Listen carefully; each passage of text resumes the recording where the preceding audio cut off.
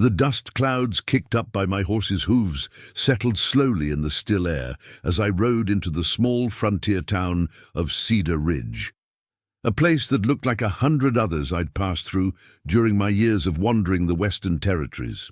The sun was hanging low in the sky, casting long shadows across the main street, where a handful of buildings clustered together like frightened animals, seeking shelter from the vast emptiness that stretched endlessly in all directions.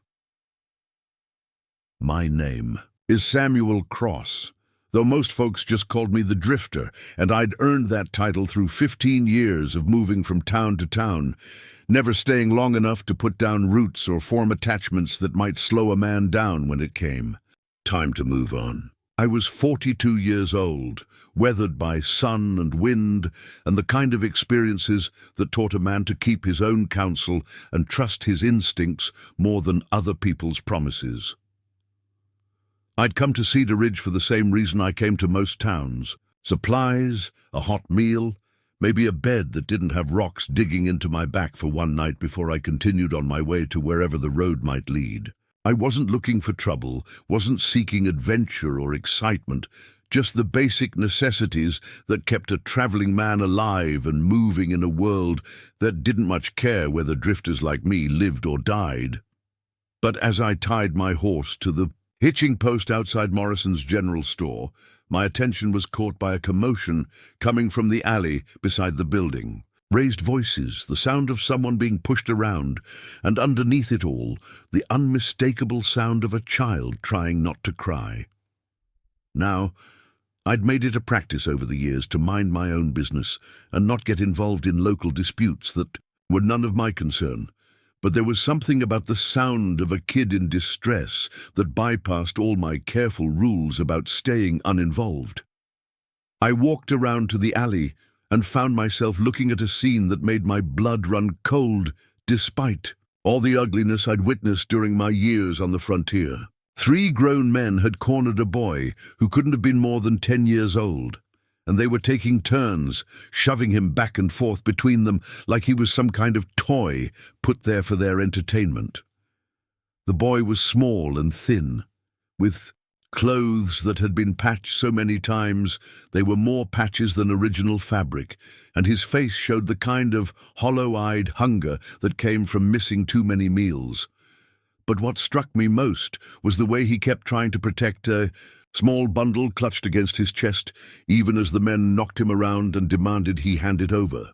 "Come on, orphan boy," sneered the largest of the 3, a man whose expensive clothes marked him as someone with money and influence in this small town. "Just give us what's in that bundle, and maybe we won't have to teach you a lesson about respect for your betters." "It's mine," the boy said quietly, his voice shaking with fear, but carrying a note of stubborn determination that reminded me of myself at that age. "It belonged to my ma before she died, and it's all I got left of her." "Well, ain't that touching?" laughed another of the men, this one wearing a deputy's badge that should have marked him as someone who protected children instead of terrorizing them. "Orphan brat thinks he gets to keep family treasures when he can't even pay for his own food." The casual cruelty in their voices and the way they were enjoying the boy's fear and desperation awakened something in me that I'd tried to keep buried. And for years, I'd seen too much injustice in my travels, witnessed too many scenes where the strong preyed on the weak, while good people looked the other way or found excuses not to get involved. "Gentlemen," I said quietly, stepping into the alley, with my hands hanging loose at my sides, "seems to me 3 grown men ought to be able to find better entertainment than picking on a child." The 3 men turned to look at me, their expressions showing surprise and then annoyance at being interrupted in their sport. The one with the deputy's badge looked me up and down with the kind of contempt that local officials often showed to drifters and other undesirable elements who pass through their territory. "This ain't your concern, stranger," the deputy said with the authority of someone who was used to having his word be law in this small town. "Just move along and forget you saw anything here." "Afraid I can't do that," I replied, my voice staying calm and conversational, despite the tension I could feel building in the air. See, I've got this peculiar notion that grown men shouldn't be terrorizing children, and I tend to get involved when I see that kind of thing happening. The largest man, who seemed to be the leader of this little group, stepped forward with the kind of swagger that bullies often displayed when they thought they had superior numbers and local authority on their side. "Do you know who you're talking to, Drifter?" he asked, his voice carrying the tone of someone who expected his name to inspire fear and immediate submission. "I'm Mayor William Hartwell, and this town belongs to me. What I say goes, and what I'm saying is that you'd better mount up and ride out before you find yourself in more trouble than a worthless drifter can handle." The threat was clear enough, but I'd been threatened by better men than Mayor Hartwell in my time, and I'd learned long ago that backing down from bullies only encouraged them to push harder the next time. "Well, Mayor," I said with a slight smile that didn't reach my eyes, "I appreciate the warning, but I think I'll stick around long enough to make sure this boy gets treated with the respect that any human being deserves." The standoff that followed was tense enough to cut with a knife. 3 local men with authority and numbers facing one travel-worn drifter who had nothing to lose and apparently no intention of backing down from what was right. The boy watched. From where he'd been pushed against the alley wall, his eyes wide with amazement that a stranger would risk trouble on his behalf. It was the deputy who made the first move, his hand dropping to his gun with the kind of practiced motion that suggested he was used to settling disputes through violence rather than law. But I'd been expecting that move, and my own Colt was in my hand before his cleared leather, the hammer cocked and the barrel pointed directly at his chest. "Deputy," I said quietly, "I'd suggest you reconsider that course of action. I may be just a drifter, but I'm a drifter who's still breathing after 15 years of traveling rough country, and that doesn't happen to men who are slow on the draw." The deputy's face went pale as he realized he'd been outdrawn by someone he'd dismissed as just another harmless vagrant, and his hand slowly moved away from his gun as he processed the implications of facing an armed man who obviously knew how to use his weapons. "This isn't over," Mayor Hartwell snarled, but his voice lacked the confident authority it had carried just moments before. "You may have gotten the drop on us this time, stranger, but you can't watch that boy every minute of every day." "Maybe not," I agreed, "but I can make sure that anyone who hurts him while I'm in town will have to answer to me personally. And I give you my word that anyone who harms a child under my protection will regret that decision for whatever time they have left to regret anything." The 3 men retreated from the alley, their muttered threats and promises of future retribution, doing nothing to disguise the fact that they'd been faced down by a single man who refused to be intimidated by their local authority and superior numbers.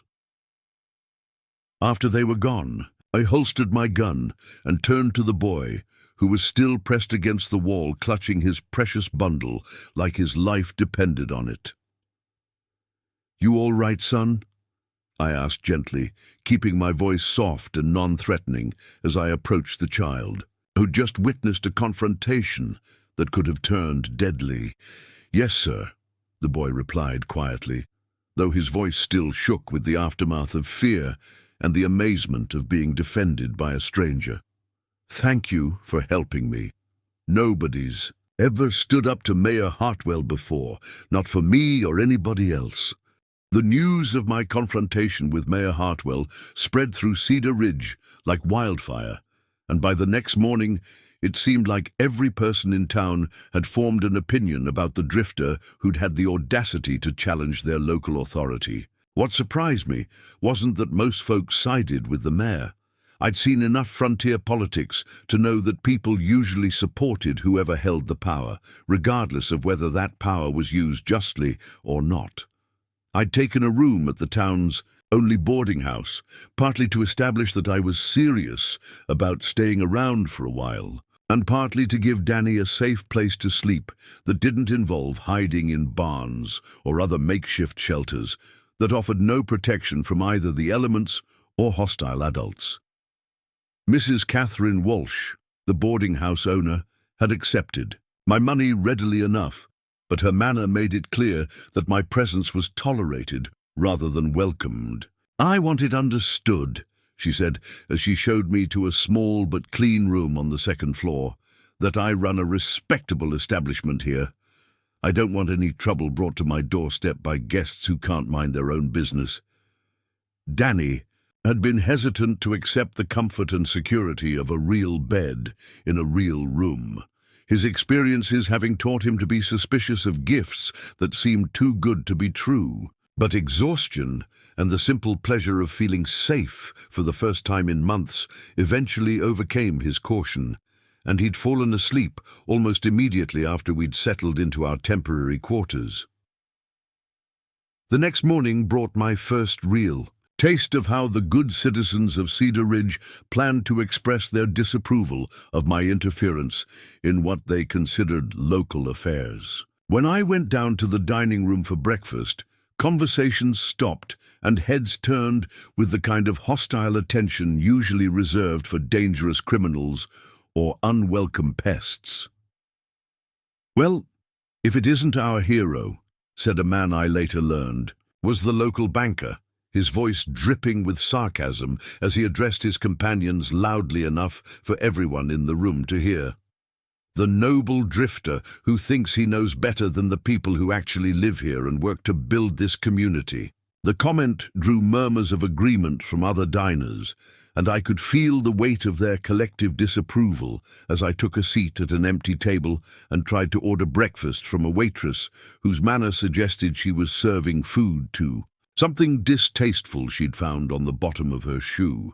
"Don't know why some folks can't mind their own business," commented another voice from across the room. "Drifters come and go, but we have to live with the consequences of their meddling, long after they've moved on to cause trouble somewhere else." The criticism continued throughout my meal, a steady stream of comments designed to make me feel unwelcome and to establish that my actions the previous day were viewed as unwarranted interference rather than justified intervention on behalf of a defenseless child.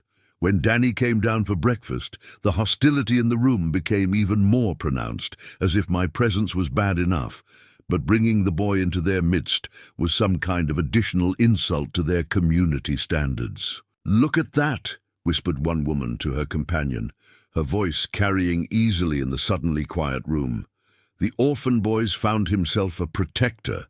Wonder how long it'll be before the drifter gets tired of playing nursemaid and moves on, leaving the child worse off than he was before."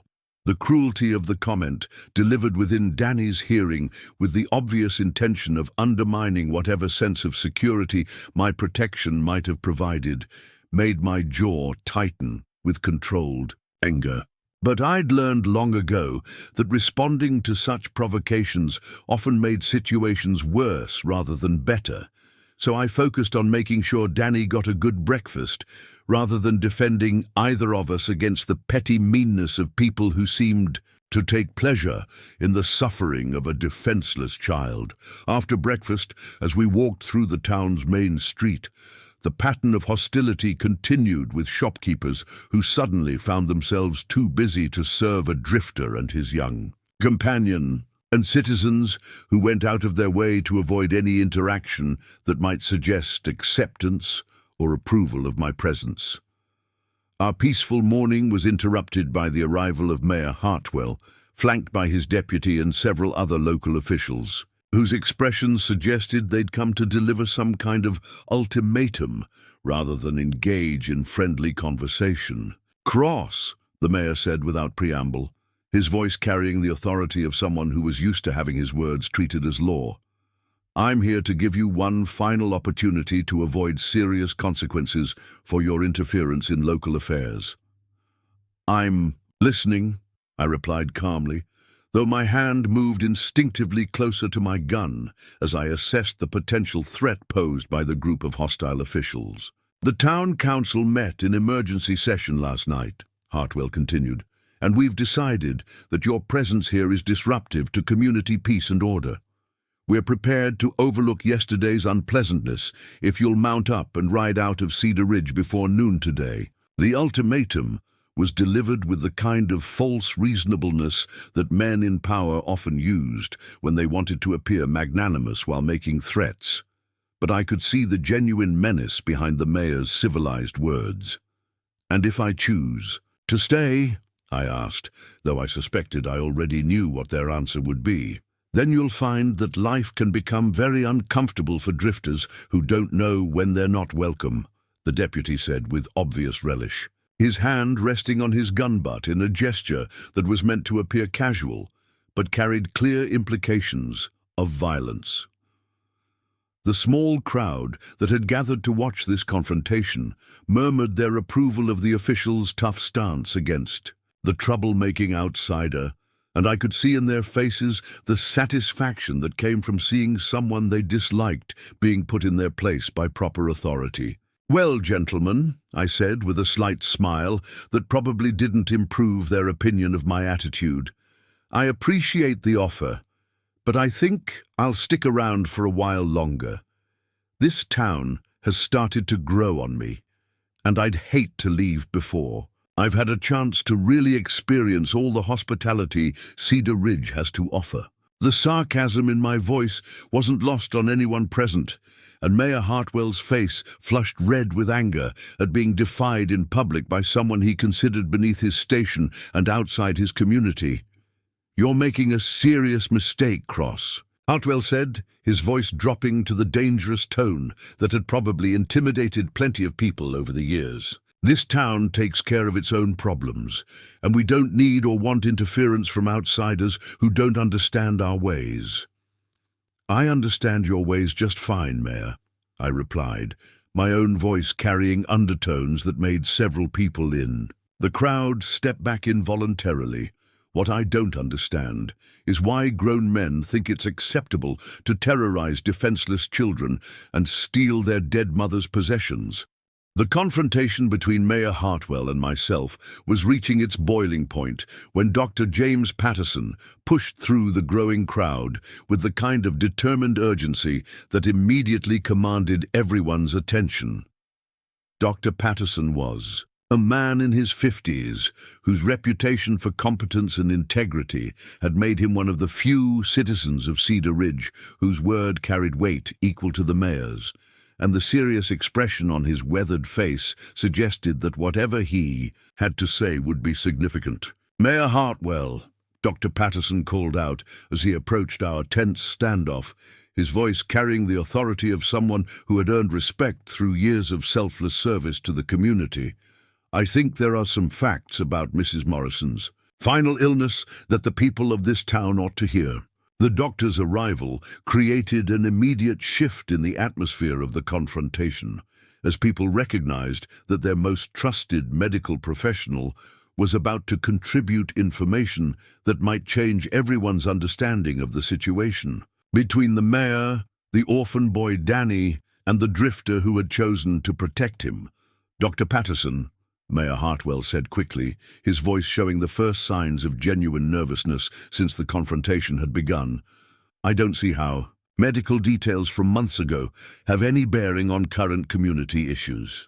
"On the contrary, Mayor," Dr. Patterson replied firmly, his voice carrying easily across the crowd that had gathered to witness what was rapidly becoming the most dramatic public confrontation in Cedar Ridge's recent history.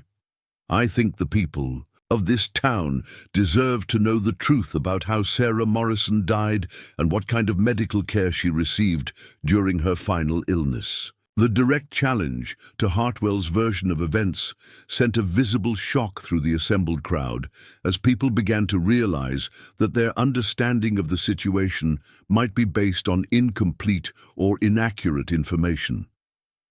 Danny pressed closer to my side, his young face showing confusion and hope in equal measure as he sensed that Dr. Patterson's intervention might somehow vindicate his mother's memory and his own desperate circumstances. "Sarah Morrison," Dr. Patterson continued, his voice growing stronger as he faced down Mayor Hartwell's obvious displeasure, came to me for medical care exactly once during her final illness, and that was on the day she died. The revelation drew gasps from several people in the crowd as they began to understand that the expensive medical treatment that Hartwell claimed had been provided to Danny's mother might not have existed at all. She came to my office carrying Danny in her arms, Dr. Patterson went on, his voice heavy with the weight of painful memories, begging me to examine her son because she was afraid he might have caught whatever fever was killing her. I could feel Danny trembling beside me as Dr. Patterson described his mother's final day, and I placed a protective hand on the boy's shoulder to remind him that he wasn't facing this revelation alone. I examined the boy and found him healthy, Dr. Patterson continued, but Sarah Morrison was clearly dying of pneumonia, and she knew it. She asked me what it would cost to treat her illness, and when I told her the fee was $5, she broke down crying because she didn't have $5 to her name. The stark contrast between the doctor's account and Mayor Hartwell's claims of expensive medical treatment, provided at community expense, was becoming impossible for even the most loyal townspeople to ignore. So I treated her for free, Dr. Patterson said simply, his words carrying across the silent crowd like stones dropping into still water. I gave her medicine and told her to rest, but the pneumonia was too advanced and she died that same evening. Total cost to this community for Sarah Morrison's medical care, $0. But Dr. Patterson wasn't finished with his revelations, and what he said next would change not just the immediate situation, but the entire community's understanding of who they were dealing with in their conflict between the drifter and their local authorities. There's something else this community needs to know, Dr. Patterson said, turning to address me directly with an expression that mixed respect with something that might have been awe. Mr. Cross, would you mind showing these people the scar on your left shoulder? The request caught me completely off guard, as I couldn't imagine how an old wound I'd received years earlier could have any relevance to the current situation. But something in Dr. Patterson's tone suggested that this was important in ways I didn't understand. So I rolled up my sleeve to reveal the long, jagged scar that ran from my shoulder nearly to my elbow.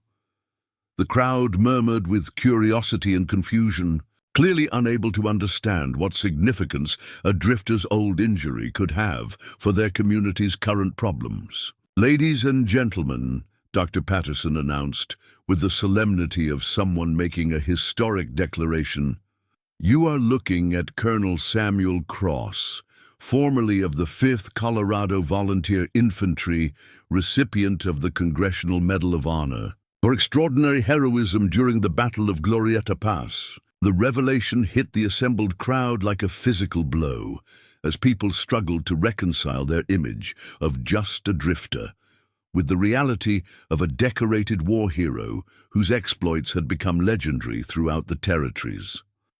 "Colonel Cross," Dr. Patterson continued, his voice filled with the reverence that frontier people reserved for genuine heroes, led a charge against Confederate artillery positions that saved over 200 Union soldiers from certain death. He took grape shot in the shoulder and kept fighting until the enemy positions were overrun. Danny looked up at me with wide eyes, clearly trying to understand how the man who had helped him could be someone whose bravery was famous enough to be recognized by a small-town doctor. The shame that began to appear in the faces of people who had spent the past day treating me with contempt and hostility was almost painful to watch, as they realized that their judgment of character had been not just wrong, but spectacularly, embarrassingly wrong. Mayor Hartwell seemed to shrink visibly as he understood that his authority and credibility had been destroyed not just by the exposure of his lies about Danny's supposed debts, but by the revelation that he had been bullying and threatening a genuine American hero whose character and service record made Hartwell's own achievements seem petty by comparison. "Colonel Cross," said a voice from the crowd, as an elderly man pushed forward with tears streaming down his weathered cheeks. "My son died at Glorieta Pass, but he lived long enough to write me a letter about the officer who saved his regiment." "That was you, wasn't it?" The recognition in the old man's eyes and the gratitude in his voice created a moment of such profound emotion that I found myself struggling to maintain the composure that years of frontier living had taught me to preserve. "Under all circumstances, I did what anyone would have done in that situation," I said quietly, but the old man was already kneeling in the dusty street, his actions causing a ripple effect as other people began to drop to their knees in recognition of service and sacrifice that transcended any local political disputes.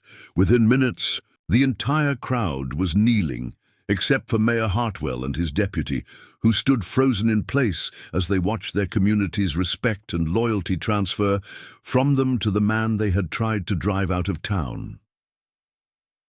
2 years later, as I stood on the porch of the house that the grateful citizens of Cedar Ridge had built for Danny and me, watching my adopted son practice reading with the same determination that had helped him survive as an orphan, I reflected on how a simple decision to help a child in distress had transformed both our lives and the character of an entire community. They had called me just a drifter for helping an orphan boy, but a week later, the whole town had knelt in recognition of what service and character really meant.